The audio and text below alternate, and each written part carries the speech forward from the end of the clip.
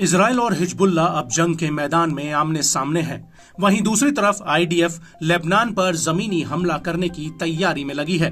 हालांकि हिजबुल्लाह प्रमुख Hassan Nasrallah ऐलान कर चुके हैं कि वो वर्षों से इजरायली सेना का लेबनान की धरती पर इंतजार कर रहे हैं।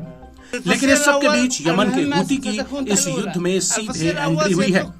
हूती का कहना है कि अगर जरूरत पड़ी तो वो अपने हजारों लड़ाके इजराइल के खिलाफ लड़ने के लिए लेबनान भेजेगा।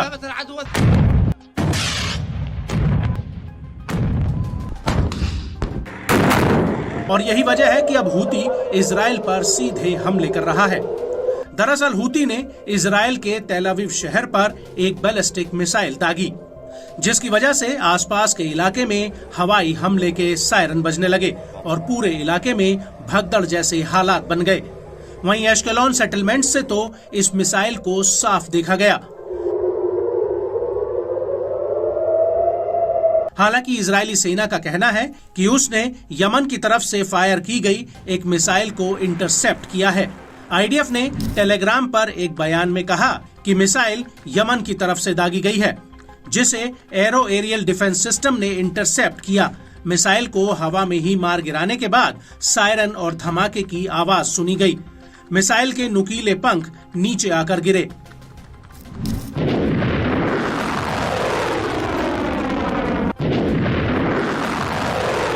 वहीं इस हमले को लेकर इजरायली मीडिया का कहना है कि करीब 20 लाख सेटलर्स मिसाइल के डर की वजह से शेल्टर्स की तरफ भागे। इस दौरान भगदड़ मची, जिसमें करीब 20 से ज्यादा लोग घायल हुए हैं और इस हमले की वजह से बेन गुरियन एयरपोर्ट पर विमानों की आवाजाही तक रोकनी पड़ी। वहीं दूसरी तरफ लेबनानी न्यूज एजेंसी अल मयादीन ने कहा कि हूती ने यह हमला एक से ज्यादा टारगेट्स पर किया था और इजराइल को ये समझना चाहिए कि अब तेल अवीव यानी याफा सुरक्षित नहीं है।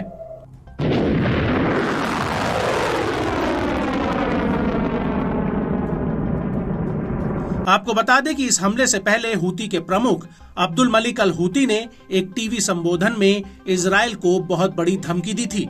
उन्होंने कहा था कि इजराइल के खिलाफ हूती लेबनान और हिजबुल्लाह का समर्थन करने से हिचकिचाएगा नहीं।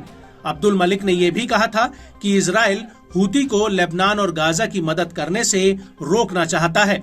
हालांकि वो लगातार यमन में हमले कर रहा है, लेकिन इसमें कोई शक नहीं है कि आईडीएफ ने हिजबुल्लाह पर हमले और ज्यादा तेज कर दिए हैं। लेकिन इसके बावजूद हूती का कहना है कि नेतन्याहू हिजबुल्लाह को हल्के में न ले, वो पहले के मुकाबले और ज्यादा ताकतवर हुआ है।